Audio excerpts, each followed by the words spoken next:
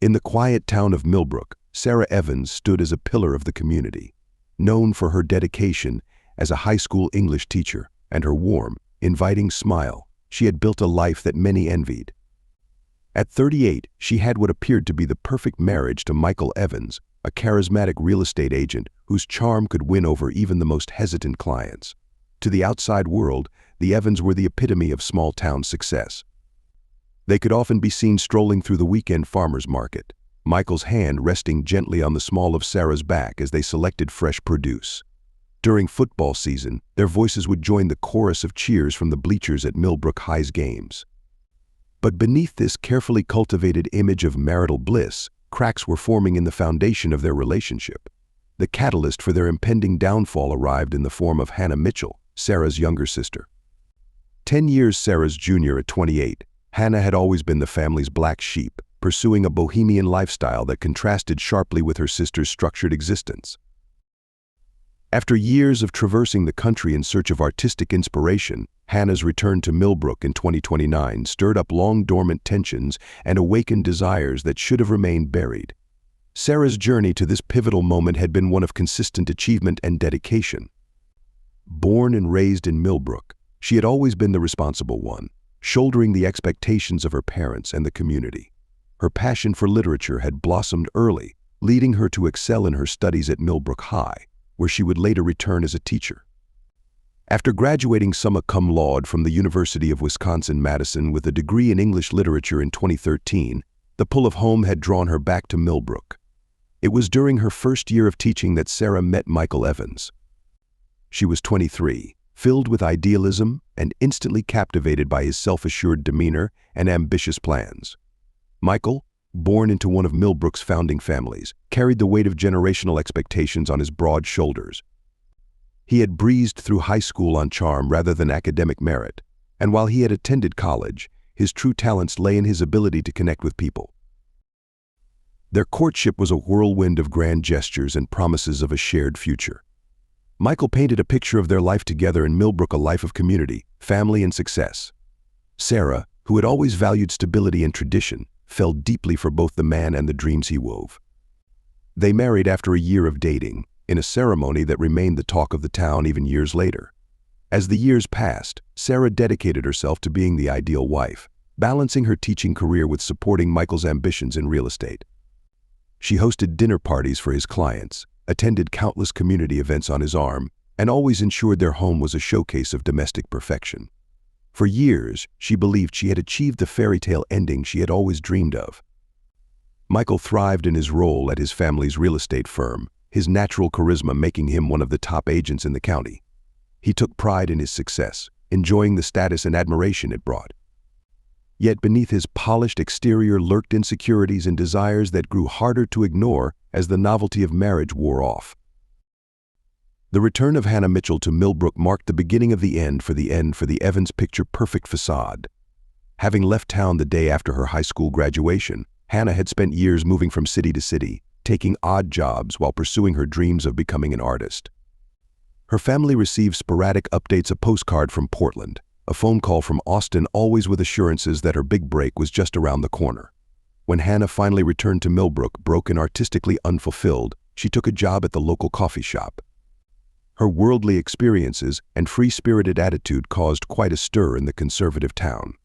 She struggled to readjust to small-town life, feeling suffocated by the familiar faces and judgmental whispers that seemed to follow her everywhere. It was in this state of vulnerability that Hannah reconnected with her brother-in-law. Michael, finding himself increasingly restless in his marriage, was drawn to Hannah's spontaneity and zest for life.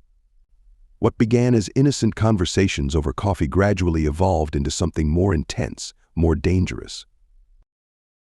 As September drew to a close, the Evans family began preparations for their annual autumn gathering, an event that typically brought together extended family and close friends in celebration. This year, however, the festivities would serve as the backdrop for a confrontation that would shatter the foundations of multiple lives and forever change the face of Millbrook's most prominent family. The first signs of trouble appeared on an ordinary Tuesday afternoon in early October. Sarah was grading papers in her classroom, the autumn sunlight streaming through the windows, when a notification popped up on Michael's tablet he had accidentally left at home that morning. The message was from Hannah, seemingly innocuous, but setting off alarm bells in Sarah's mind. It mentioned meeting later at their usual spot. Over the following weeks, Sarah found herself paying closer attention to the subtle changes in her husband's behavior. Michael's late nights at the office grew more frequent, his explanations increasingly vague. He became protective of his phone, always keeping it face down or in his pocket. Hannah, who had been a regular fixture at their dinner table since her return, suddenly became scarce, offering flimsy excuses when invited to family meals. Sarah tried to rationalize these changes, telling herself she was being paranoid. After all, Michael and Hannah had always gotten along well. It was natural for them to be friends, wasn't it? But the knot in her stomach grew tighter with each passing day, each missed dinner, each secretive phone call. The definitive proof came on a rainy Saturday afternoon in late October. Sarah had decided to surprise Michael at his office, hoping to convince him to take a rare weekend off. As she approached the real estate agency, she noticed Hannah's beat-up Volkswagen Beetle parked discreetly around the corner from Michael's usual spot. Through the rain-streaked windows of the office, she could make out two figures in an intimate embrace. Sarah didn't confront them immediately. Instead, she retreated to her car, her mind a whirlwind of emotions: anger, betrayal, and a deep, aching sadness. She drove aimlessly for hours, eventually finding herself at Lake Millbrook, where she and Michael had shared their first kiss. As the reality of the situation sank in, her initial shock gave way to a cold, calculated anger. In the days that followed, Sarah moved through her routines like a ghost, her mind constantly churning with plans for revelation and revenge. She maintained a facade of normalcy, smiling at her students, exchanging pleasantries with colleagues, and even managing civil conversations with Michael. But beneath this calm exterior, a storm was brewing. Sarah's plans centered around the upcoming Evans family gathering, scheduled for the first weekend of November. It was a tradition that brought together extended family and close friends, a celebration of togetherness that now seemed like a cruel joke. She decided this would be the perfect setting for her grand revelation. Her preparations were meticulous. She gathered evidence: screenshots of text messages retrieved from Michael's tablet, credit card statements showing suspicious purchases, and photographs she had discreetly taken of Michael and Hannah together around town. She compiled these into a dossier of betrayal, a physical representation of her shattered marriage. As she plotted, Sarah grappled with moments of doubt and guilt. Was she going too far? Would public humiliation solve anything? But each time these thoughts surfaced, she remembered the sight of Michael and Hannah embracing in his office, and her resolve hardened. The night before the gathering, Sarah sat alone in her study, rehearsing what she would say and steeling herself for what was to come. She felt a mixture of anticipation and dread, knowing that once she set her plan in motion, there would be no going back. Their lives would be forever changed. The day of the Evans family gathering dawned bright and clear, a beautiful autumn Saturday that belied the storm about to break. Sarah rose early, her stomach in knots as she began preparing for the event. Michael, oblivious to what was coming, whistled cheerfully as he set up tables in their spacious backyard. As the afternoon wore on, family members began to arrive. First came Uncle Robert and Aunt Patricia, bringing their famous apple pie and boisterous laughter. Cousins followed David with his new wife Elena, Catherine with her 3 energetic children. Family friends trickled in, each adding to the growing atmosphere of celebration.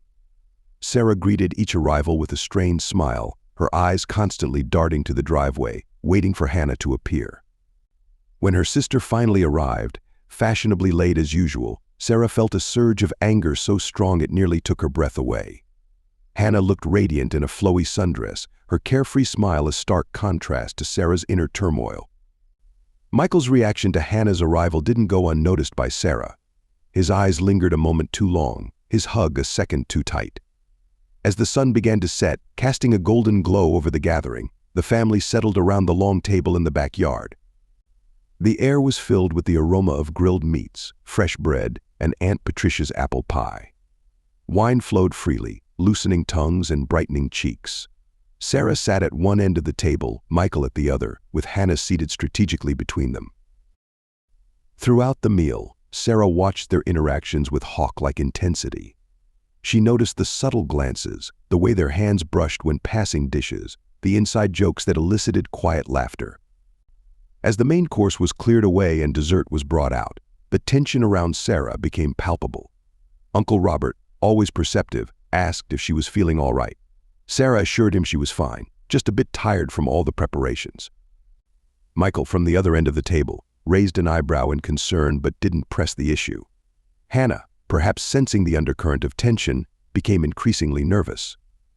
She laughed too loudly at jokes, spilled wine on her dress, and kept glancing at Sarah with a mix of guilt and apprehension.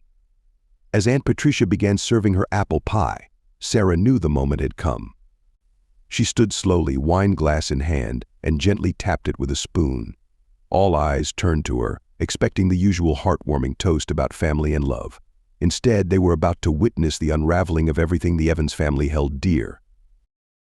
Sarah's voice, when she began to speak, was calm and measured, betraying none of the turmoil within. She started by thanking everyone for coming, for being part of the Evans family tradition. She spoke of love, loyalty, and trust values that had been the bedrock of their family for generations. Then her tone shifted subtly as she began to talk about betrayal and the destruction of trust. A hush fell over the gathering as Sarah's words became more pointed. Michael's face drained of color as he realized what was happening. Hannah, seated between them, began to tremble visibly. With deliberate slowness, Sarah reached into her pocket and withdrew the folder containing her evidence.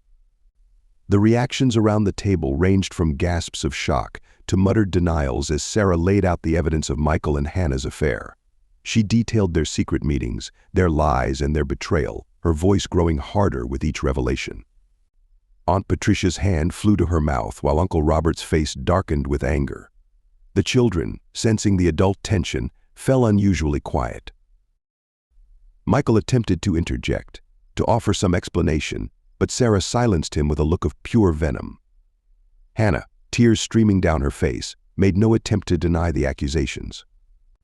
As Sarah's revelation reached its crescendo, she turned to address the entire gathering, declaring this was the truth of their perfect family. The idyllic family gathering shattered into chaos.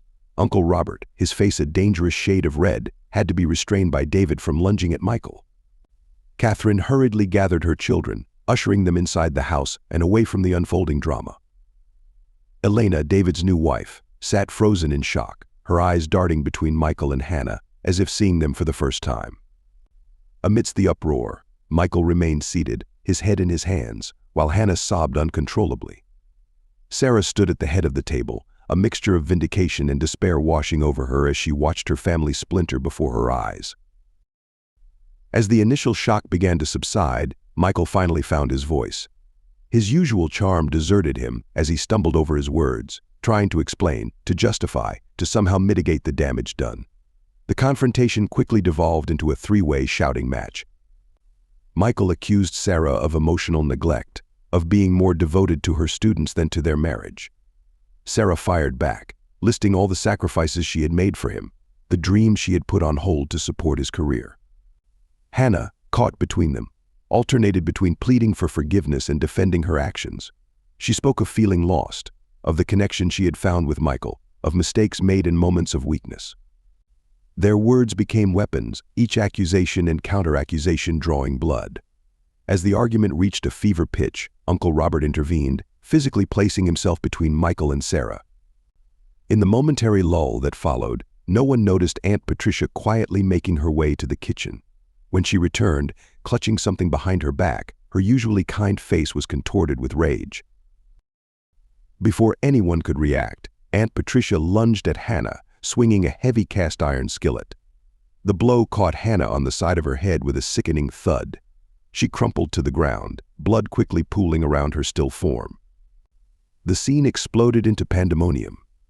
Sarah screamed, a primal sound of horror that cut through the shocked silence. Michael rushed to Hannah's side, cradling her limp body and yelling for someone to call an ambulance. Uncle Robert wrestled the skillet from Patricia's grasp as she stood there, dazed, as if she couldn't quite believe what she had done.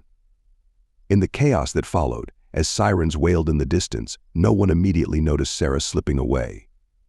She moved through the house in a daze, her mind struggling to process the horrific turn of events. She found herself walking, almost in a trance, toward the old boathouse by Lake Millbrook, a short distance from the Evans property.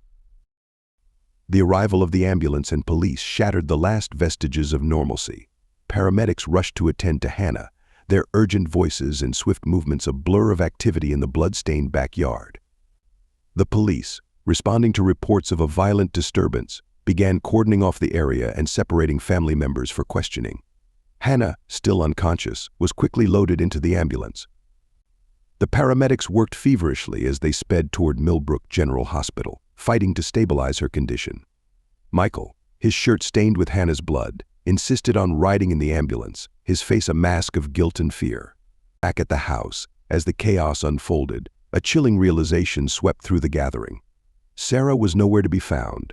Initial assumptions that she had accompanied Hannah to the hospital proved false. Panic began to set in as family members and police searched the house and surrounding property, calling Sarah's name with increasing desperation. It was David who made the grim discovery at the boathouse. There he found Sarah's body, hanging from the rafters, a hastily scribbled note clutched in her lifeless hand.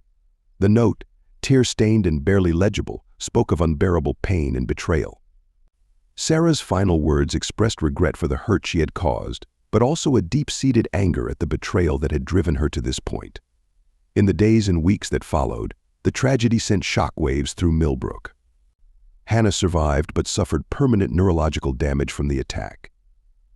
Aunt Patricia was arrested and charged with aggravated assault, her age and previously spotless record doing little to mitigate the brutality of her actions.